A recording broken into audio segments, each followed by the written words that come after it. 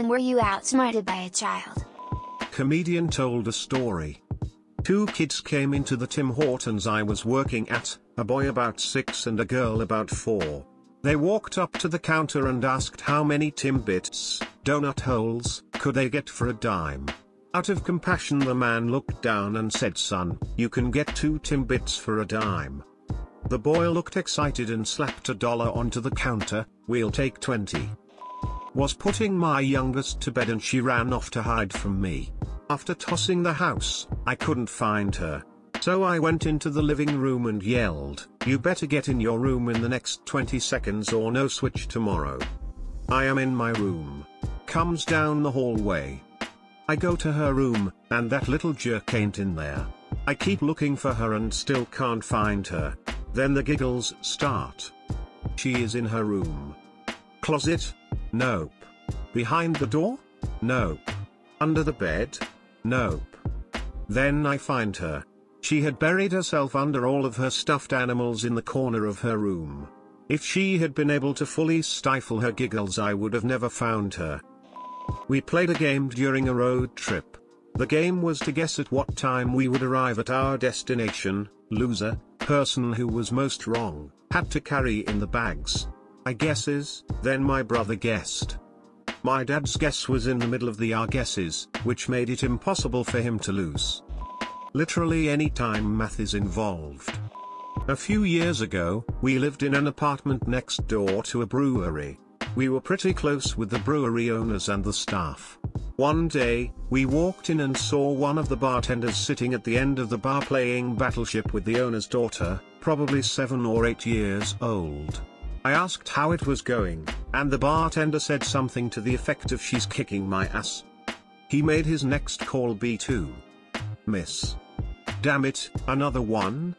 I looked at the little girl's board. She never placed any of the ships.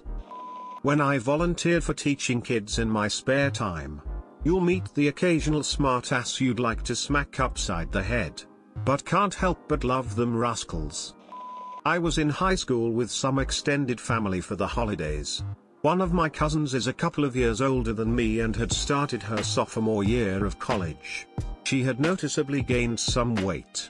For reference, in high school she was an year-round athlete. She played every sport at a very high level, even going to the state championship for powerlifting. Back to the holiday dinner, my 9-year-old niece walks up to my cousin and asks if she stopped working out. Jokingly, my cousin tried to laugh it off and replied, "Hey, did you just make a fat joke?" And my 9-year-old niece instantly responded, "No, you're the fat joke," and just ran away. I was shook to my core about what I just heard. It took every bit of willpower to hold in my laugh, but the look on my cousin's face was just shock and horror. Edit, the next year's Christmas my cousin had lost a bunch of weight through diet and long distance running, probably being thinner than she was even in high school. I just can't help but wonder if it was my niece's comments that contributed to her getting back in shape. My US government teacher tried to tell us that the Roaring Twenties was a decade of terrible financial crisis for the US. Yes, there were some problems in the market, excluding the crash of Wall Street, and there was poverty, but he was hell-bent on the fact that the entire decade was in a constant financial decline. The whole class disagreed with him, considering we all had to take US history the year before. A few class members presented him with a handful of different articles from credible sources proving him wrong, but he then said, "You can't believe everything on the internet." Then he proceeded to pull up a video from YouTube and have us take notes on it. When I was a kid, another kid learned how to walk before me. I went outside with my younger brother for something and said the one that enters the house first has to mop the floor. I said it because it seemed that he'd finish outside what we were doing first. We were outside for a while, enough for me to forget what I've said. We're going in and my brother said the last one to enter is a donkey, so obviously, I rushed in. And then he mentioned how I entered first, so now I have to mop the floor. When my son was 2.5 he beat his mom at tic-tac-toe. I wasn't. Because us/kids are fucking stupid. Gave my cousins $20 each to use for arcade tokens at an arcade when they lied about dollar to token conversion. For the record, they were extremely convincing with persuading me. That stupid penny in a water bottle shit. I worked in a preschool during college. We had to tell kids the typical sayings from time to time. Me, hay's for horses. Little girl 1, what about cows? Me, getting the kids to quiet down, zip it, lock it, put it in your pocket. Little girl 2, I don't have a pocket. I mean, it's flawless logic that I can't argue with.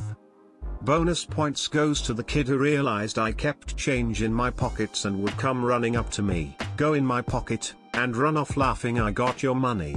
I'd chase after him. It was a fun game. When I was also a kid, other kids stacked an Uno deck so he could beat me in one turn. On Xbox. Back in my Star Wars figure collecting days, I found an at the time rare Tatooine Darth Maul on the shelf. I was gleeful and giddy. Until I saw the small child looking at the figure looking sad. So I asked said child if they already had this figure. They said no. Now, I never want to be the kind of collector who takes a toy away from a child, so I hand it over. Child gleefully runs over to its parents, and says look what I got, we can put it on eBay. Off. My daughter went through this exact phase for about 3 months straight. Effing nightmare behavior and no punishment was effective. Taking away toys? She never missed them or asked for them even when they were gone for weeks. Her room was stripped down to just a bed, blanket, and a couple snuggle buddies. Timeouts were funny. For some reason she just slowly grew out of it. I'm so relieved it was a phase. This was between 2.5 years old. Nap time is still a struggle, but she obeys when we tell her she's not allowed to leave the bed now. We've moved her books back into her room and so far she hasn't demolished the bookshelf. Knock on wood. Edit, you are not a failure. You have a toddler. A chemistry teacher I had as a sophomore had absolutely insisted that electrons had no weight. I understand it's small, 9.11e31, but it's there and he was being a jerk to a student, my good friend, for correcting him, so we went down the hall and asked another teacher. Obviously my teacher was wrong and he deserved the reality check. My 5-year-old asked me a question, and I gave some BS answer. She looked me dead in my face and said, just because I am little doesn't mean you have to lie to me. If you don't to answer, just say so. I gave her a hug and said I am sorry. She is now 14. I haven't lied to her since.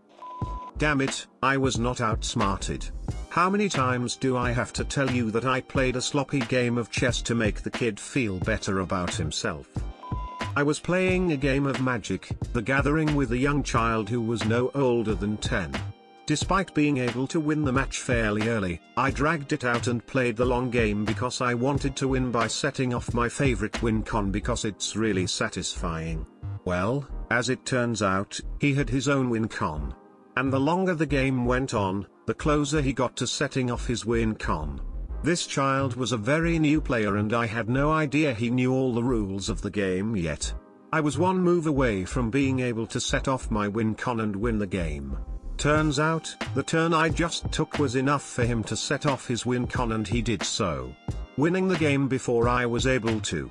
There was nothing I do but accept defeat and admit I got defeated by a child who had barely been playing the game for a month.